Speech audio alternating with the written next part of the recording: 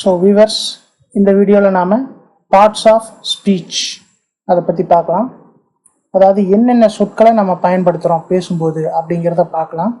இது நம்ம கட்டாயம் தெரியணும். ஸோ ஃபஸ்ட்டு பாருங்கள், பார்ட்ஸ் ஆஃப் ஸ்பீச்சில் ஃபஸ்ட்டு நம்ம என்ன பார்க்க போகிறோம்னா நவுன். ஸோ இது நமக்கு முதலே தெரியும். நவுன்னா பெயர் சொல். கட்டாயம் ஒரு சென்டென்ஸ் ஆரம்பிக்கணும்னா அதுக்கு ஒரு பெயர் சொல் வேணும்.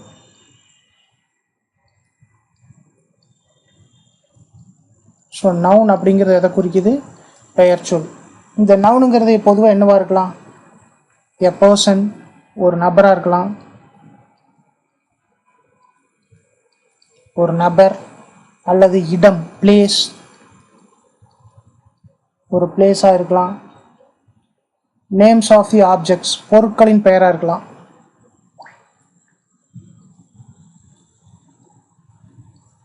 பொருட்களினுடைய பெயர்கள்.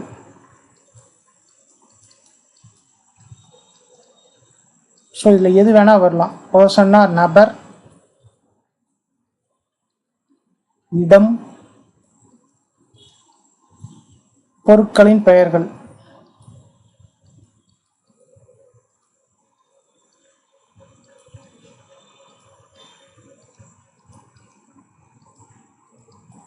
ஸோ இதெல்லாம் நவுன். அடுத்தது ப்ரோனவுன்.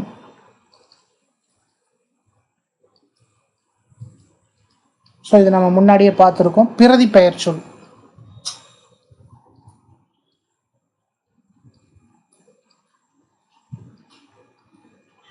ஸோ பெயர் சொல்லுக்கு மாற்றாக பதிலாக பயன்படுத்தக்கூடியவை. நம்ம நிறைய உதாரணங்கள் இதுக்கு பார்த்துருக்குறோம். ஒருத்தரோட பெயரையே திருப்பி திருப்பி சொல்லாமல் அவர்னு மறுபடியும் சொல்லுவோம். அப்போ அந்த அவருங்கிற வார்த்தை பார்த்தீங்கன்னா அவர் பெயருக்கு பதிலான பிரதி பெயர் சொல். உதாரணமாக, நான் கந்தன் மற்றும் ராமனை சந்தித்தேன் அப்படின்னு சொல்லிட்டு அந்த வாக்கியத்தை முடிக்கிறேன். அதுக்கப்புறம் கந்தன் மற்றும் ராமன் இருவரும் சென்னையில் உள்ளார்கள் அப்படின்னு நான் சொல்ல போகிறதில்ல. அவர்கள் சென்னையில் இருக்கிறார்கள் அப்படின்னு தான் சொல்ல போகிறேன். அப்போ அந்த அவர்களுங்கிறது எதை குறிக்குது? கந்தன் மற்றும் ராமன் அப்படிங்கிற ரெண்டு பெயர் சொல்ல குறிக்குது. ஸோ அந்த பெயர் சொற்களுக்கு பதிலாக நான் யூஸ் பண்ணக்கூடிய இன்னொரு பெயர் சொல் எதுன்னு பார்த்தீங்கன்னா தே. அப்போ அந்த தேங்கிறது என்ன? ப்ரோனவுன், பிரதி பெயர் சொல். ஸோ பிரதி பெயர் சொல்னா பெயர் சொல்லுக்கு பதிலாக பயன்படுத்தக்கூடிய சொற்கள். நான் உதாரணம் என்ன சொன்னேன்? முதல்ல தமிழில் தெரிஞ்சுக்கங்க, அதுக்கப்புறம் நம்ம ஆங்கிலத்தில் படிக்கலாம். அதனால எந்த தப்பும் இல்லை. கந்தன் மற்றும் ராமுவை நான் சந்தித்தேன்.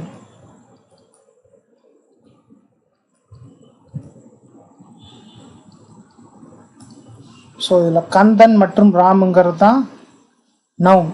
ஏன்னா அது பெயர் தான். ஒரு நபரோட பெயரையும் பெயர்னு சொல்லலாம், நவுன்னு சொல்லலாம். சரி, அப்புறம் அதை பற்றி வேற என்ன சொல்ல போகிறேன்?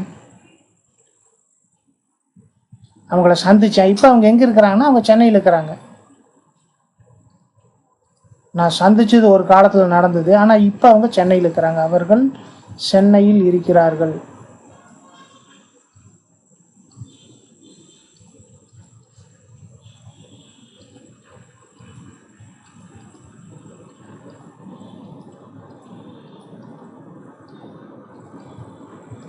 சரி, இப்போ இதை நான் ஆங்கிலத்தில் எழுதணும். எப்படி எழுதுறேன்னு பாருங்க. மற்றும் அப்படிங்கிறதுக்கு அண்டு தான். கந்தனும் ராமுவும் அப்படின்னு சொல்லும்போது கந்தன் அண்ட் ராமு அப்படின்னு சொல்லிக்கலாம். ஸோ யார் சந்திச்சது? நான் தான். ஸோ ஐ மெட், சந்தித்தேன், மெட். இது பாஸ்ட் டென்ஸுங்கிறனால மெட்டுன்னு போடுறேன். இப்போ நீங்கள் இதை பற்றி ஒரி பண்ண வேண்டாம். ஸோ இன்னொரு 2-3 கிளாஸில் நம்ம டென்ஸ் எடுக்க ஆரம்பிச்சிடுவோம். அந்த டென்ஸ் எடுக்க ஆரம்பிச்சிட்டாலே நீங்கள் ஆங்கிலம் பேச ஆரம்பிச்சிட்டிங்கன்னு அர்த்தம் ஆயிரும். ஐ மெட் கந்தன் அண்ட் ராமு. ஏன் ஐயை ஃபஸ்ட்டு போட்டேன்? தமிழில் எழுதும்போது என்னங்க சார் கந்தன் மற்றும் ராமுன்னு வருது, ஆனால் நீங்கள் ஆங்கிலத்தில் எழுதும்போது ஐயின்னு எழுதுறீங்க அப்படின்னா, யார் சந்தித்தது? நான். எப்போவுமே ஒரு சென்டென்ஸில் ஃபஸ்ட்டு வர வேண்டியது சப்ஜெக்ட். ஸோ அதுவும் நாம் இன்னும் பார்க்கல, அடுத்த வீடியோவில் பார்க்க போகிறோம். அதனால் ஐயை ஃபஸ்ட் எழுதியிருக்கேன். யாருக்காவது டவுட் வந்ததுன்னா ஐயை ஃபஸ்ட் எழுதணுன்னு அதை பற்றி கவலையே பட வேண்டாம். அடுத்த வீடியோவில் அதுக்கான காரணங்களை நீங்கள் புரிஞ்சுக்க முடியும். ஐ மெட் கந்தன் அண்ட் ராமு. கந்தன் மற்றும் ராமுவை நான் சந்தித்தேன். They are. ஸோ நான் மறுபடியும் கந்தன் அண்ட் ராமுன்னு போடாமல் தே ஆர் இன் சென்னை. அவர்கள் இப்பொழுது சென்னையில் இருக்கிறாங்க.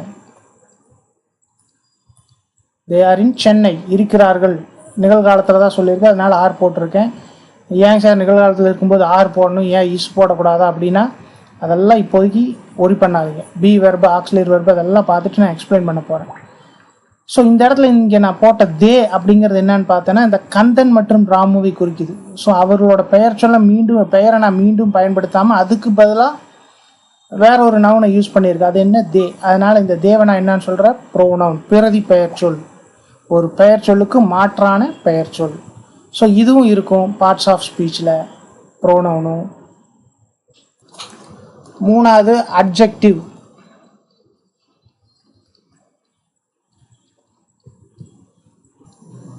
சரி, அட்ஜெக்டிவ் அப்படிங்கிறது என்னன்னு பார்த்தீங்கன்னா பெயர் சொல்லை பற்றி மேலும் தெரிவிக்கும்.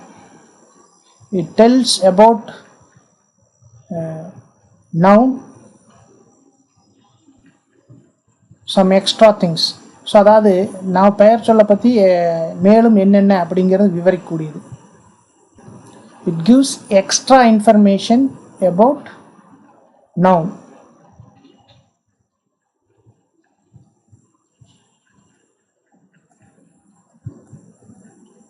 பெயர் சொல்லை பற்றி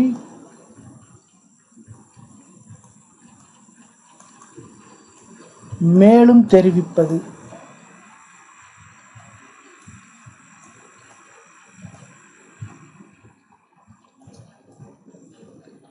ஸோ அந்த பெயர் சொல்லை பற்றி மேலும் பல தகவல்களை சொல்லக்கூடியது என்னன்னா அட்ஜெக்டிவ். ஸோ இட் கிவ்ஸ், இது கொடுக்குது என்ன? Extra information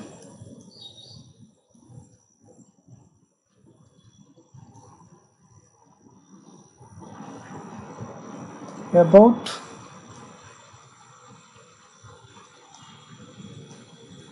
noun. பெயர் சொல்லை பற்றி மேலும் பல தகவல்களை கொடுக்கக்கூடியது இது அட்ஜெக்டிவ். சரி, இது எப்படி நாம் புரிஞ்சுக்கலாம்னா தமிழில் இதுக்கு பெயரெச்சம் அப்படின்னு கூட சொல்லலாம்.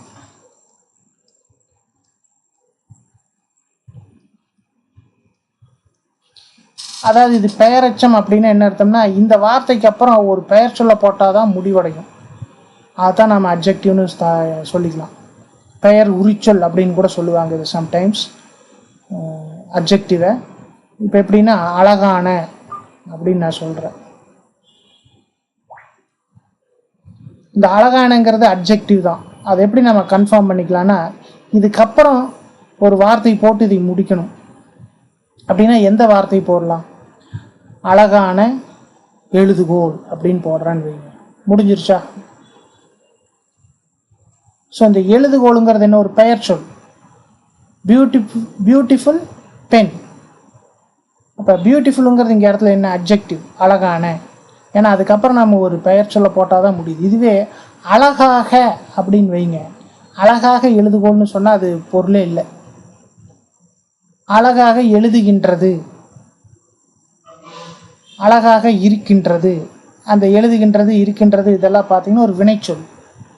ஸோ வினைச்சொல்ல போட்டால் தான் அது முடியுது. அப்போ அதை நம்ம அட்ஜெக்டிவ்னு சொல்ல முடியாது. ஸோ எந்த ஒரு வார்த்தைக்கு அப்புறம் பெயர் சொல்ல போட்டால் முடியுதோ அதை பெயரச்சொன்னு சொல்லுவோம். ஸோ அது என்ன பண்ணுதுன்னா அந்த பெயர் சொல்ல பற்றி மேலும் சொல்லுது. இந்த எழுதுகோளை பற்றி மேலும் விளக்குது. அந்த எழுதுகோள் ஒரு பெயர் சொல், அது அழகாக உள்ளதுன்னு அதை பற்றி எக்ஸ்ட்ரா ஒரு தகவலை கொடுக்குது. அதனால இந்த அழகானங்கிறத அட்ஜெக்டிவ்னு சொல்கிறோம். வலிமையான. ஸோ பாருங்க, வலிமையான இதை நாம் என்னன்னு சொல்லலாம்? வலிமையான அப்படிங்கிறதுக்கு அப்புறம் எந்த வார்த்தை போடலாம்? தூண். ஸோ இந்த தூண் ரொம்ப வலிமையானது. தூணுங்கிறது ஒரு பெயர் சொல். அப்போ அதை நாம் என்ன சொல்லலாம்? வலிமையானங்கிறது அட்ஜெக்டிவ். ஸோ ஒரு வேர்டுக்கு அப்புறம் நாம் பெயர் சொல் போட்டால் தான் முடியுது. ஒரு சொல்லுக்கு அப்புறம் பெயர் சொல் போட்டால் தான் அந்த கூற்று முடியுது, அந்த சொற்றொடர் முடியுது அப்படின்னா அந்த முதல் வர சொல்ல நம்ம என்னன்னு சொல்லலாம், பெயரெச்சம். ஸோ ஆங்கிலத்தில் அதை என்னன்னு சொல்லிக்குவோன்னா, அது பெயர் சொல்ல பெற்று மேலும் ஒரு சில தகவல்களை கொடுக்கிறது. It gives extra information about noun. இதை பெயரெச்சம் அல்லது பெயர் உரிச்சொல் அப்படின்னு சொல்லிக்கலாம், அட்ஜெக்டிவ். ஸோ நாலாவது பார்த்தீங்கன்னா வேர்ப். வேர்ப்னா வினைச்சொல், செயலை குறிக்கும், செயலை குறிப்பது.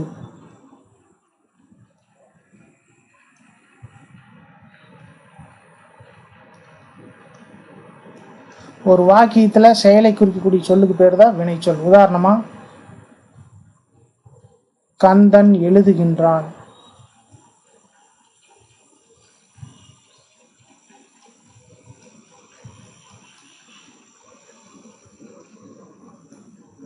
Full stop.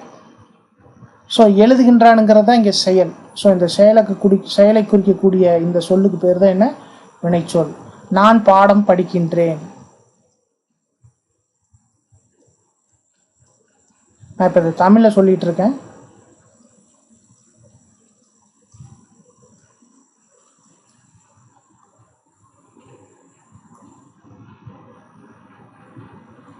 ஸோ நான் பாடம் படிக்கின்றேன். படிக்கின்றேனுங்கிறது தான் இங்கே என்ன, செயலை குறிக்குது. அப்போ அது ஒரு வினைச்சொல். ஸோ அப்போ வேர்புங்கிறது என்ன, வினைச்சொல், ஆக்ஷன். அந்த ஒரு வாக்கியத்தில் இருக்கக்கூடிய ஆக்ஷன், செயலை பற்றி சொல்லக்கூடியது தான் வேர்ப். ஸோ அஞ்சாவது பார்த்தீங்கன்னா அட்வர்ப். இது வினை உரிச்சொல் அல்லது வினை எச்சம்னு சொல்லலாம். இப்போ நம்ம அழகான அப்படிங்கிறத எப்படி அட்ஜெக்டிவ்னு சொன்னோமோ அது மாதிரி அழகாக அப்படின்னு சொன்னால் அதுக்கப்புறம் நம்ம பெயர் சொல்ல போட முடியாது, வினை சொல்ல தான் போட முடியும். அழகாக எழுதுகின்றான்.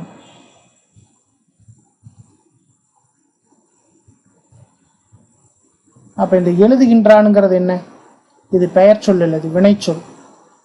அப்போ இந்த அழகாங்கிற வார்த்தைக்கு அப்புறம் வினை சொல்ல தான் போட முடியுதுன்னா இந்த அழகாக நம்ம அட்வர்ப்னு சொல்லிக்கலாம், adds to the verb. அதே மாதிரி சிறப்பாக,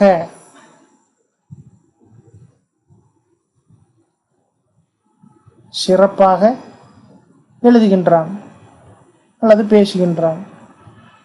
ஸோ இதுவும் பாருங்க, இதுக்கப்புறம் என்னதான் போடுறோம், ஒரு வினைச்சொல், வெர்பு தான் போடுறோம். ஸோ எந்த வார்த்தைக்கு அப்புறம் வெர்பு போட்டால் தான் அந்த வாக்கியம் கம்ப்ளீட் ஆகுது, முழுமையடையுதுன்னு சொல்கிறோமோ அந்த வார்த்தையை நம்ம என்னன்னு சொல்லிக்கலாம், அட்வர்ப். ஸோ இதை வினை எச்சம்னு சொல்லலாம். ஏன்னா இதுக்கப்புறம் ஒரு வினைச்சொல்லை போட்டால் தான் அதோட பொருளே முழுமையடையுது. அப்படிங்கிறனால இதை வினை உரிச்சொல் அல்லது வினை எச்சம்னு கூட சொல்லிக்கலாம். ஸோ இப்போ இது எல்லாம் உங்களுக்கு தமிழில் தான் எக்ஸ்பிளைன் பண்ணிகிட்டு இருக்கேன், தமிழில் தெரிஞ்சுக்கங்க. அதுக்கப்புறம் நம்ம ஒரு டென்ஸ் டிஸ்கஸ் பண்ண ஆரம்பிக்கும் போது நம்ம எல்லாம் ஆங்கிலத்திலேயே எழுத ஆரம்பிப்போம். நீங்களும் ஓனாக சென்டென்ஸ் எல்லாம் எழுதுவீங்க. அப்போ நீங்கள் இந்த சென்டென்ஸில் இதெல்லாம் அட்வர்பு, இதெல்லாம் அட்ஜெக்டிவ்னு உங்களால் ஈஸியாக கண்டுபிடிக்க முடியும்.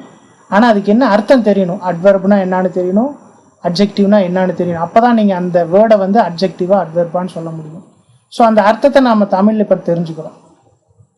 ஸோ அடுத்தது பார்த்தீங்கன்னா ப்ரிப்போசிஷன்.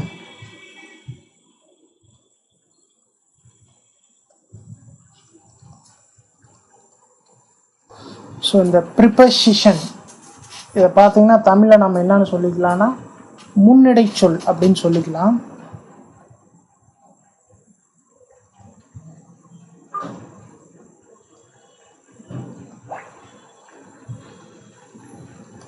முன்னிடை சொல் இது பெரும்பாலும் பார்த்தீங்கன்னா நவுன் அல்லது ப்ரோனவுனுக்கு முன்னாடி ஆட் பண்ணுவோம். இது பெயர் சொல் அல்லது பிரதி பெயர் சொல்லுக்கு முன்னாடி பயன்படுத்துகிறோம். இடம், காலம், திசை இதையெல்லாம் காட்டுறதுக்கு. ஒரு உதாரணம் சொல்கிறேன் பாருங்கள். இது என்னன்னு பார்த்தீங்கன்னா தமிழில் நம்ம சொல்லும்போது முன்னால் வராது, பின்னால தான் வரும். பட் ஆங்கிலத்தில் முன்னாடி தான் எழுதுவோம். உதாரணமாக பாரு, ஒரு புத்தகம் டேபிள் மீது மேசை மீது உள்ளது.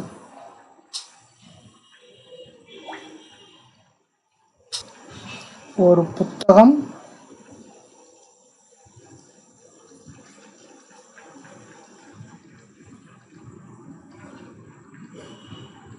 மேசை மீது உள்ளது அல்லது இருக்கிறது. இது என்ன காலம்? நிகழ்காலம். தமிழில் இருக்கிறனால உங்களால் சொல்ல முடியும். உள்ளதுன்னா இப்போது இருக்குதுன்னு தான் அர்த்தம். இருந்ததுன்னு நான் சொல்லலை. உள்ளதுன்னா இப்போ இருக்குதுன்னு தான் அர்த்தம். இது அப்படியே ஆங்கிலத்தில் எழுதணும். ஒருங்கிறக்கு என்ன சொல்லுவீங்க? இதெல்லாம் எ book is on the table. இது ஆர்டிக்கிள் பற்றி பார்க்கும்போது நம்ம அதை ஏன்னா என்னன்னெலாம் சொல்கிறேன். எ book is on the table.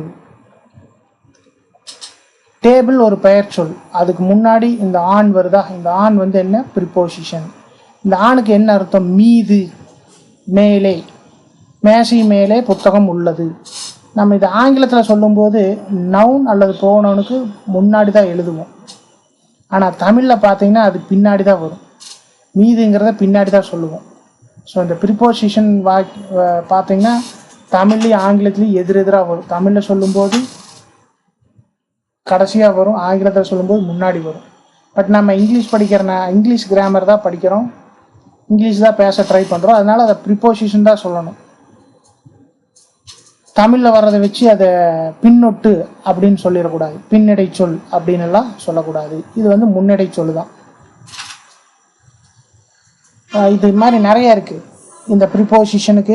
அதோட எக்ஸாம்பிள்ஸ், அதோட மீனிங் எல்லாம் நம்ம என்னென்ன பார்ட்ஸ் ஆஃப் ஸ்பீச் எல்லாம் டிஸ்கஸ் பண்ணிவிட்டு அதுக்கு நிறைய எக்ஸாம்பிள்ஸ் இதுக்கு முன்னாடி பார்த்ததுக்கும் சரி, ப்ரிப்போசிஷனுக்கும் சரி, இதுக்கு பின்னாடி பார்க்க போகிற கன்ஜெக்ஷன் இன்டர்ஜெக்ஷனுக்கும் சரி எக்ஸாம்பிள்ஸோடு நிறைய பார்ப்போம்.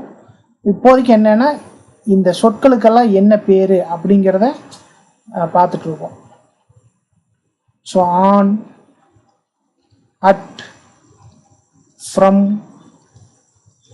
டு, இந்த மாதிரி ஒரு லிஸ்ட்டு போயிட்டே இருக்கும். பை, இதெல்லாமே என்னென்னா ப்ரிப்போசிஷன். ஸோ அடுத்தது பாருங்கள், 7வது கன்ஜங்ஷன்.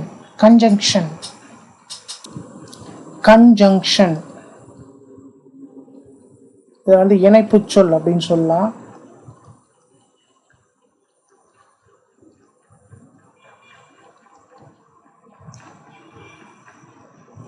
வார்த்தைகளையோ அல்லது வாக்கியங்களையோ இணைக்கும் சொல்.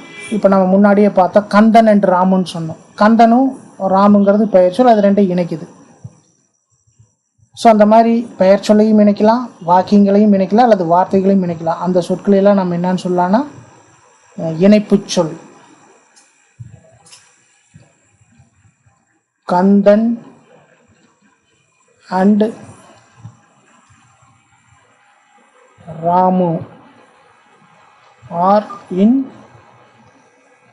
சென்னை. இதுக்கு என்ன அர்த்தம்? கந்தனும் ராமுவும் சென்னையில் இருக்கிறார்கள், அல்லது கந்தன் மற்றும் ராமு சென்னையில் இருக்கிறார்கள். இதை கந்தன் மற்றும் ராமுன்னு சொல்லலாம், அல்லது கந்தனும் ராமுவும் அப்படின்னு சொல்லலாம்.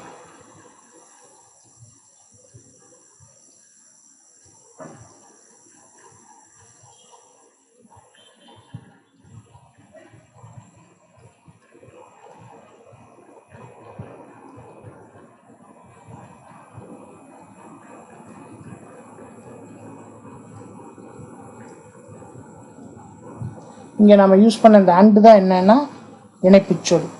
இது நிறையா இருக்குது.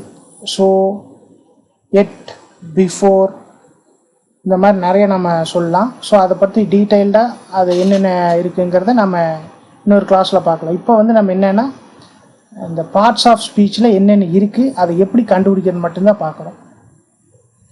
ஸோ அடுத்து பார்த்தீங்கன்னா இன்டர்ஜெக்ஷன். இது வந்து உணர்ச்சி குறிப்பு சொல்.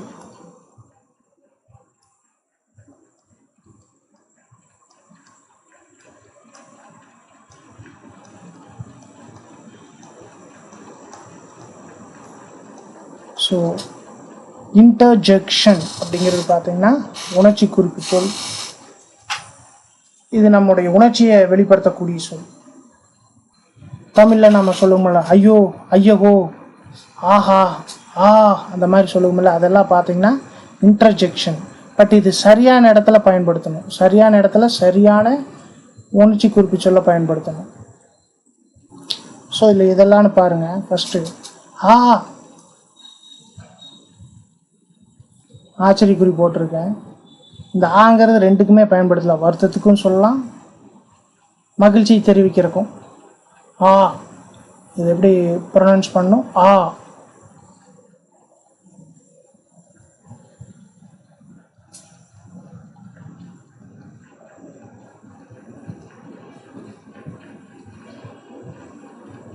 வருத்தம் அல்லது மகிழ்ச்சியை தெரிவிக்க.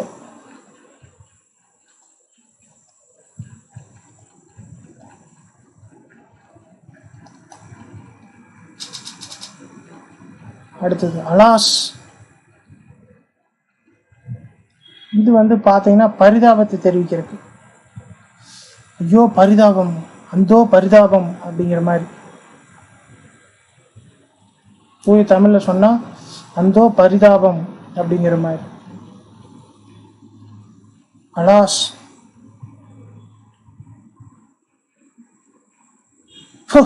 அப்படின்னு சொல்றீங்க. அப்படியே இவ்வளவுதானா அப்படிங்கிறது.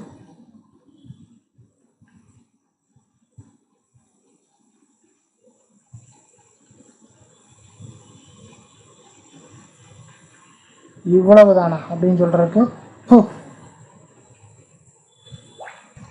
அப்புறம் ரொம்ப சந்தோஷம்.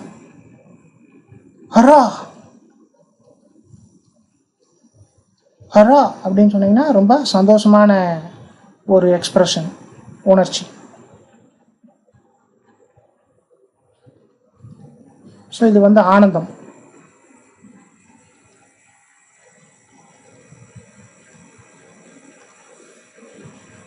ஸோ அடுத்தது பார்த்தீங்கன்னா சியர்ஸ். அப்புறம் கங்க்ராச்சுலேஷன்ஸ், வாழ்த்துக்கள் அப்படின்னு சொல்றீங்களே.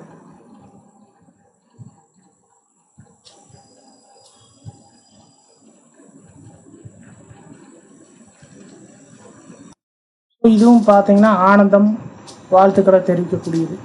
ஸோ இதெல்லாம் இன்டர்ஜெக்ஷன் அப்படின்னு சொல்லுவோம். இதை சரியான இடத்துல தான் பயன்படுத்தணும். ஒருத்தருக்கு பிறந்த நாள்னா அங்கே போய் அலாஸ் அப்படின்னு சொல்லிடக்கூடாது. ஸோ அங்கே போய் பூ அப்படின்னு சொல்லக்கூடாது, இவ்வளவுதானா அப்படின்னு சொல்லக்கூடாது. அங்கே என்ன கரெக்டான வார்த்தை பயன்படுத்தணும். ஸோ அங்கே நாம் என்ன ஹாப்பி பர்த்டே அந்த மாதிரி சந்தோஷமான வார்த்தைகளை யூஸ் பண்ணுவோம். அதை தான் சொல்லணும். ஒருத்தர் வெற்றி பெற்று வந்திருக்கிறாருன்னா அங்கே போய் கங்க்ராச்சுலேஷன்ஸ், வாழ்த்துக்கள் அப்படின்னு சொல்லணும். குளிர்பானம் குடிக்கிறோம், அங்கே என்ன சொல்கிறோம்? ரெண்டு பேரும் சியர்ஸ் அப்படின்னு சொல்லி குடிக்கிறோம். ஸோ இந்த மாதிரி உணர்ச்சிகளை குறிக்கிறதுக்கு ஒரு சில வார்த்தைகளை பயன்படுத்துவோம். அதுவும் தெரிஞ்சு வச்சுக்கணும். அது வருத்தத்துக்குரியதாகவும் இருக்கலாம், ஆனந்தத்துக்குரியதாகவும் இருக்கலாம், அதாவது மகிழ்ச்சி குறிக்கக்கூடியதாகவும் இருக்கலாம். பட்டு சரியானது, சரியான உணர்ச்சியை குறிக்கக்கூடிய சொல்ல சரியான இடத்துல பயன்படுத்தணும். மீண்டும் நாம் அடுத்த வகுப்பில் சந்திக்கலாம். டியர் வியூவர்ஸ், இந்த வீடியோ உங்களுக்கு பிடிச்சிருந்துச்சுன்னா லைக் பண்ணுங்கள், உங்கள் ஃப்ரெண்ட்ஸுக்கும் ஷேர் பண்ணுங்கள், மறக்காமல் சப்ஸ்கிரைப் பண்ணுங்கள். தேங்க்யூ.